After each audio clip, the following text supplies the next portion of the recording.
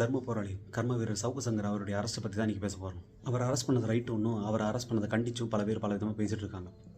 கண்டிக்கிறவங்களாம் யாருன்னு பார்த்தீங்கன்னா, அப்பா அம்மாவோட பேரையும் புகழையும் வச்சு திமுகவோட உழைப்பையும் வச்சு ஜெயிச்சு எம்பியான காங்கிரஸ் பண்ணையார்களும், சவுக்கு சங்கர் ஒரு மிகப்பெரிய தேர்தல் வியூக வகுப்பாளராகவும் பெரிய அரசியல் சாணக்கியனாகவும் நம்புகிற அதிமுகவின் கட்சி நிர்வாகிகளும், வாயாலே வெளிக்கு போகிற அரசியல் மாண்பு கொஞ்சம் கூட இல்லாத அண்ணனின் விழுதுகளான தம்பிகளும், அப்புறம் சவுக்கு சங்கரை ஷவுக்கு சங்கர் அப்படின்னு கூப்பிட்ற சில ஷாமாக்களும், அப்புறம் இந்த நெற்றிக்கன் திறப்பினும் குற்றம் குற்றமே, நேற்று வச்ச மீன் குழம்பு நல்லா நக்கணுமே அப்படின்னு சுற்றுற மூத்த நடுநிலை நக்கி பத்திரிகையாளர்கள் இருப்பாங்களா அவங்க. அதே சமயத்தில் நான் ஆதரிக்கேன். அதனால் நான் ஒரு திமுகவின் கொத்தடி மீன் மட்டும் நினைக்காதீங்க. ஏன்னா 2014 பிஜேபியை அப்படி சப்போர்ட் பண்ணேன்.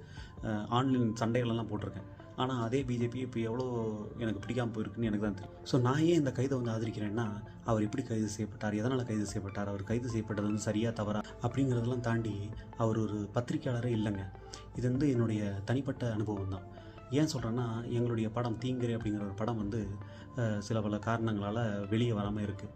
அப்படி இருக்கிற அந்த தருவாயில் என்ன ஆயிடுச்சுன்னா, அந்த ஒரு ரீசெண்டாக ட்ரக் இஷ்யூ வந்தது. அப்போ ஏதோ அந்த படத்தை ட்ரக்கு விற்று அது மூலியமாக வந்த பணத்தை வச்சு தான் எடுத்த மாதிரியும், படத்தினுடைய ஹீரோயின் அபூர்வா ராவ் அவங்க இந்த படத்தில் நடித்ததுக்கு உண்மையான காரணம் என்னென்னா, அவங்களுடைய ஹஸ்பண்ட் அஜய் வாண்டியார் அவர்கள் இந்த படத்தை ப்ரொடியூஸ் பண்ணனால மட்டும்தான் அப்படின்னு இப்படி பல புரளிகளை கிளப்பி விட்டார். ஏன் புரளின்னு சொல்கிறேன்னா, அஜய் வாண்டியாருங்கிறவர் இந்த படத்தின் ப்ரொடியூசரே இல்லை.